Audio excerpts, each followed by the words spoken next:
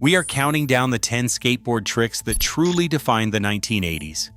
Moves that did not just wow crowds, but changed what skateboarding could be. From punk-inspired curb launches and vert-defying handplants to the flat ground breakthrough that made modern street skating possible, each entry captures the era's hunger for invention and style.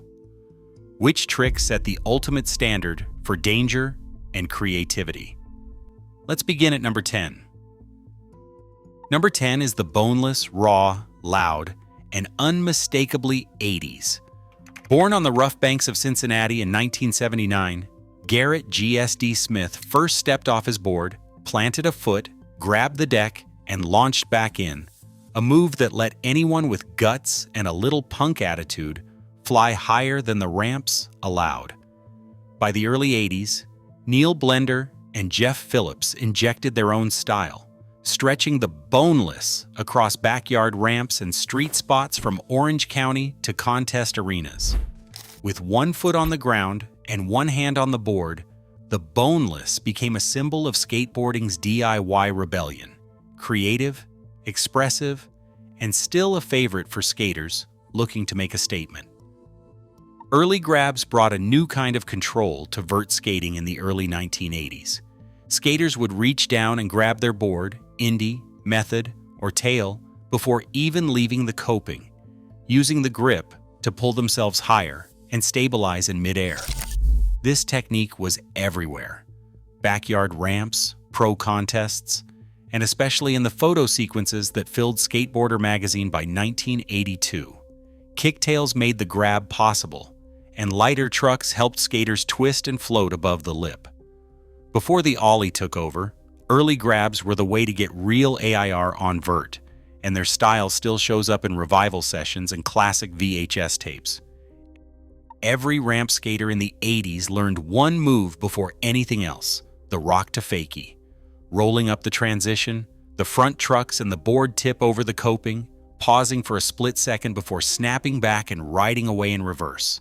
That metallic scrape as the board rocks over the lip became the soundtrack of every backyard session. The rock and roll added a 180-degree turn, blending control with style and laying the groundwork for more complex lip tricks. Action Now magazine's 1981 ramp guide called it essential.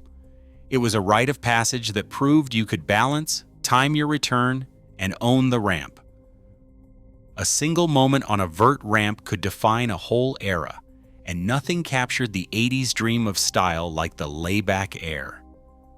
Christian Hosoi made it legendary. One hand gripping the board, the other arm stretched wide, body arched across the coping, in a pose that looked more like surfing than skating. It wasn't the hardest trick, but it was pure drama. Riders swept low, feeling every groove in the steel, boards wide enough to fill the frame. The layback air became a favorite of skate photographers, landing on the cover of Trans World Skateboarding in May 1985 and pinned to bedroom walls everywhere. It was an invitation to skate bigger, looser, and with more flair, a perfect snapshot of vert skating's obsession with both risk and beauty. Vert skating's first true gymnastic leap came with the invert. Credited to Daryl Miller at Lakewood Skate Park around 1980, the invert flipped the script on what was possible above the coping. Instead of just grabbing the board, riders planted a hand straight onto the lip, kicked their feet skyward, and balanced upside down with legs bent, board gripped tight, all weight suspended over the ramp.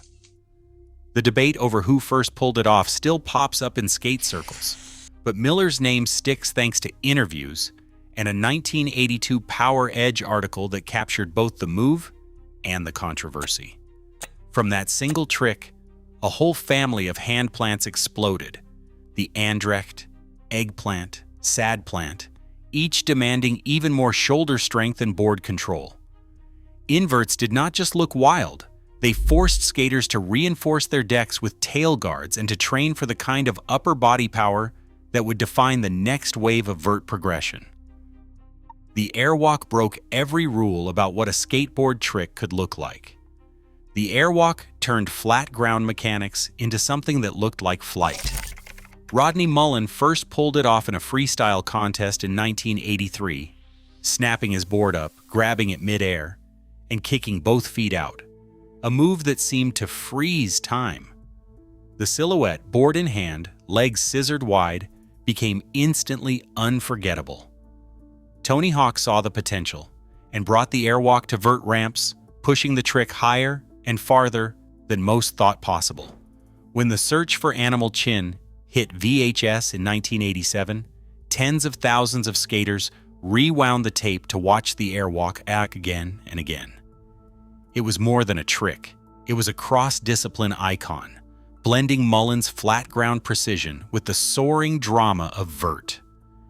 Even now, the airwalk's floating style and bold shape make it a favorite in contests and skate videos, proof that the 1980s were an era of pure invention.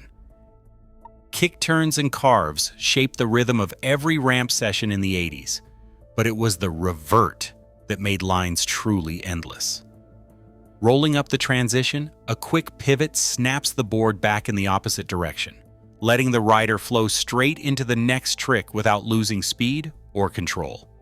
Steve Caballero's contest runs at the NSA Pro Finals in 1988 turned the sequence kick turn, carve, revert into a signature move, connecting lip tricks and aerials in one continuous motion.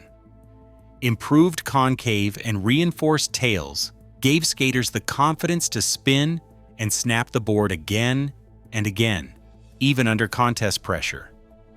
What started as a simple way to change direction became the backbone of modern vert combos, opening up new possibilities for technical street moves and ramp creativity. The kick turn to revert line remains a foundation for anyone building a run today. A concrete curb, a set of plastic rails, and a pair of hard wheels. Suddenly, the city itself became a skate park. The board slide was the move that cracked open the street.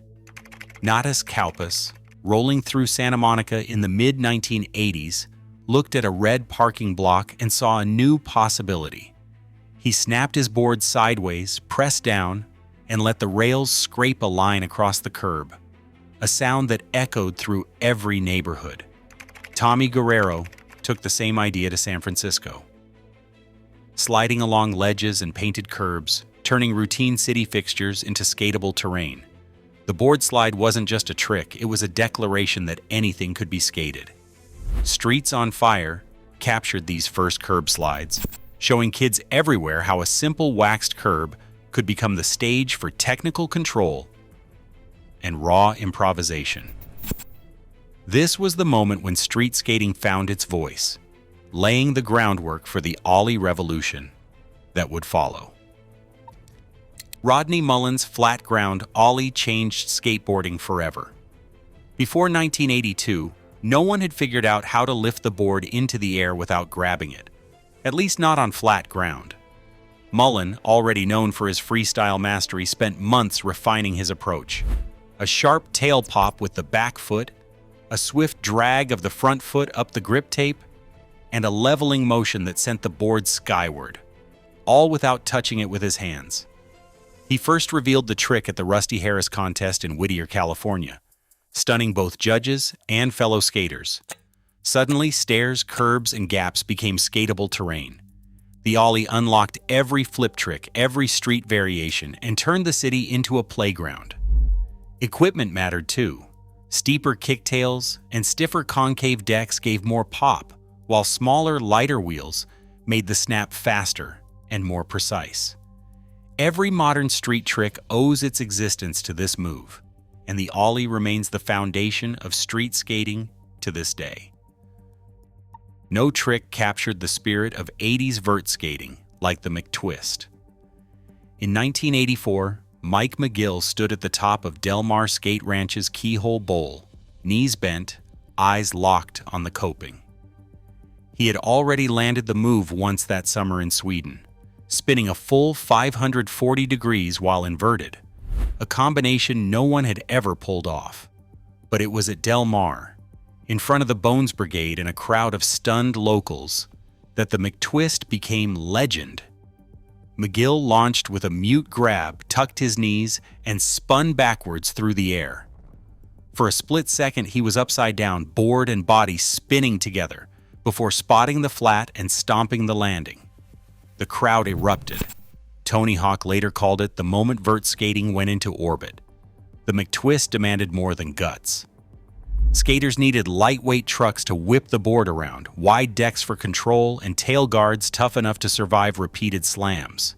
Thrasher's contest coverage from September 1984 captured the electricity of that day, with failed attempts, silent anticipation, and finally an eruption as McGill stuck it. The trick opened the door to the 720, the 900, and every high-risk spin that followed. Even today, landing a McTwist is a rite of passage for vert pros, a benchmark for both technical mastery and the kind of raw commitment that defined the 80s. The McTwist did not just raise the bar, it set it spinning for a whole new era. Across all 10 tricks, one pattern stands out.